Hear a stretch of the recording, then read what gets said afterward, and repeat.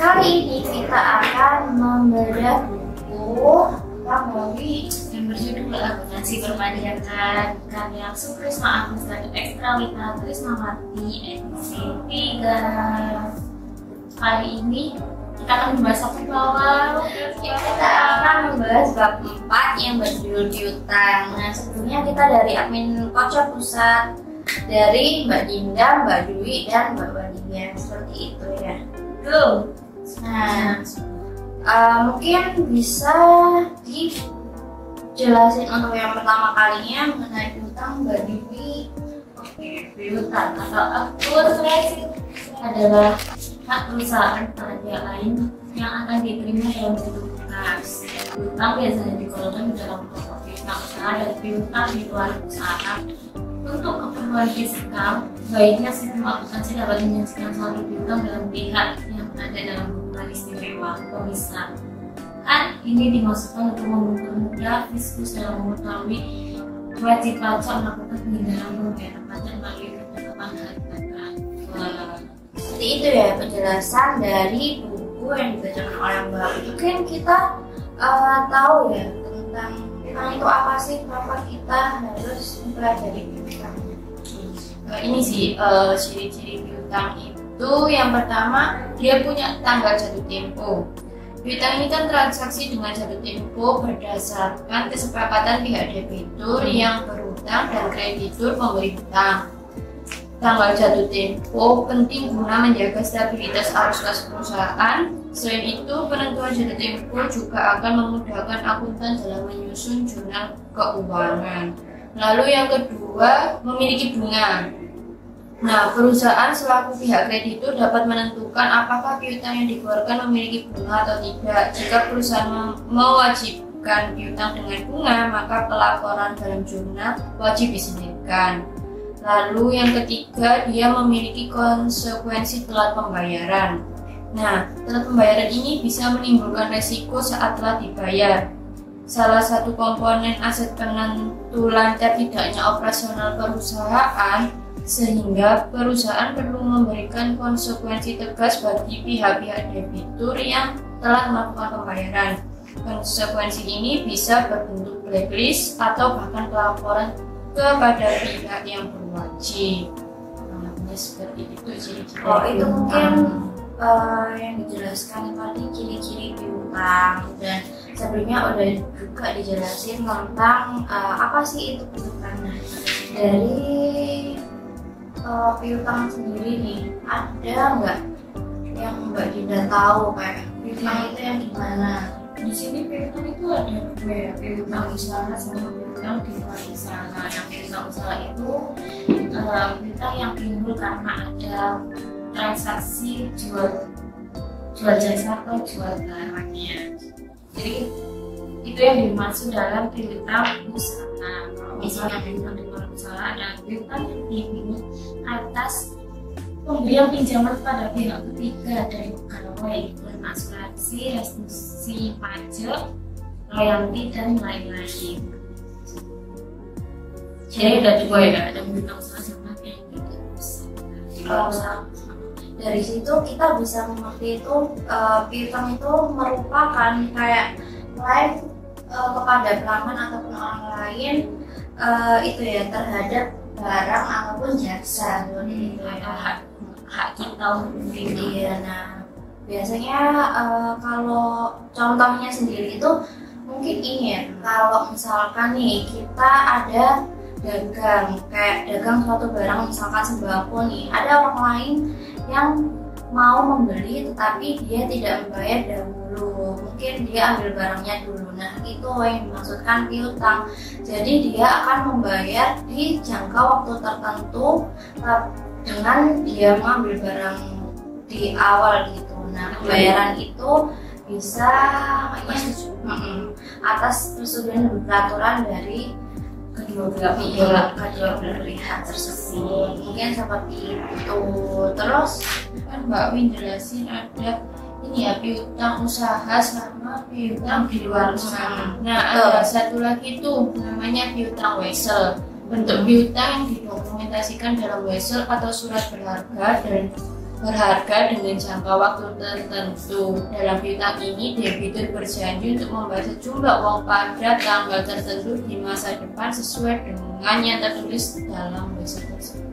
Nah, jadi piutang itu ada macam-macam ya. Iya, ada piutang yang berbentuk jasa, berbentuk barang, berbentuk wesel. Di segala keseluruhan piutang itu mungkin pada dasarnya piutang itu pembayaran di akhir atau bertempo. Terus apalagi mungkin ada metode piutang. Dijelaskan cara penjurnalannya.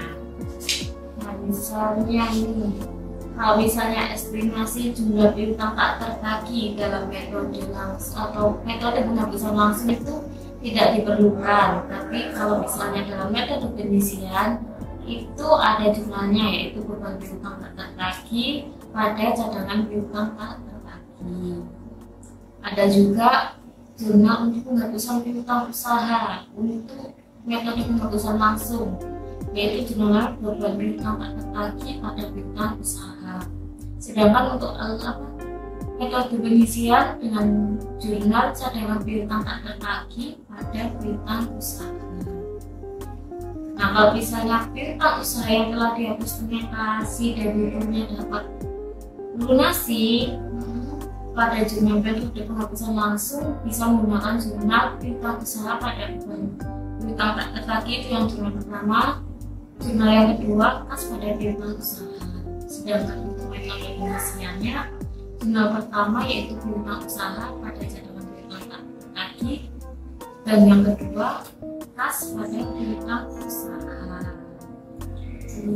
Piutang ini termasuk jenis aktiva aset lancar ya, sehingga proses pembayaran dan jatuh temponya itu harus secara jelas. Ini ada peraturannya seperti ini. Jadi kayak sudah ada aturan mengenai Piutang. Dan setahu aku ya, perusahaan kalau misalnya dianggap itu yang dianggap tidak bisa melunasi piutang itu ada syarat dan ketentuan yang nggak serta-merta kita bilang aku nggak bisa melunasi karena aku bangkrut atau sedang pilot gitu.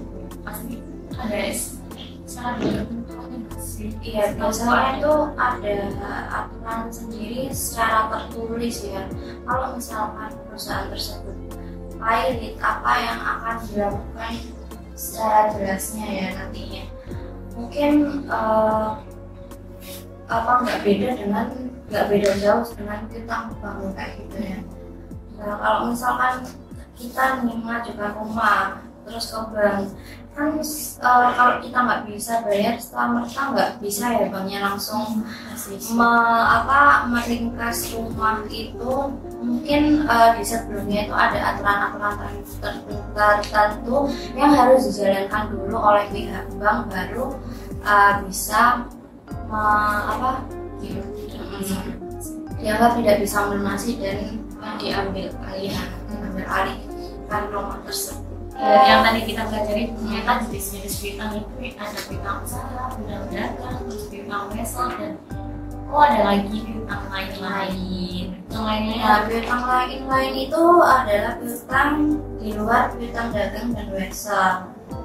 Berapa yang termasuk piutang lain itu misalnya gaji karyawan dibayar ke depan, piutang restitusi pajak, piutang bunga dan sebagainya. Mungkin kalau di perusahaan itu biasanya ada koperasi seperti itu, teman-teman. Nah, kalau itu yang bisa definisi piutang di luar perusahaan. Seperti itu ya, koperasi gitu ya. Nah, mungkin contohnya itu koperasi kan biasa di suatu perusahaan kan ada koperasinya tuh biasanya. Nah, kalau kita belum dapat gaji kan biasanya kita dapat hutang.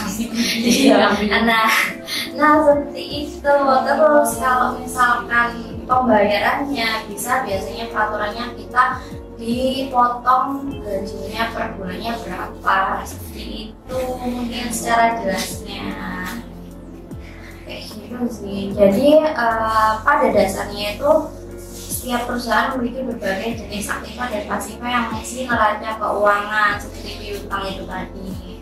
Terus piutang itu adalah suatu pembayaran milik perusahaan terhadap suatu pihak karena telah menerima produk atau jasa, tapi belum membayarnya dengan lunas. Bisa belum membayarnya dengan lunas atau bisa belum membayarnya sama sekali. Seperti itu. Piutang juga termasuk dalam aset lancar. Oleh karena itu pembayarannya harus jelas dan sesuai tempo, bisa juga secara aturan tertulis. Seperti itu. Mungkin itu saja dari kita. Semoga bermanfaat. Dadah.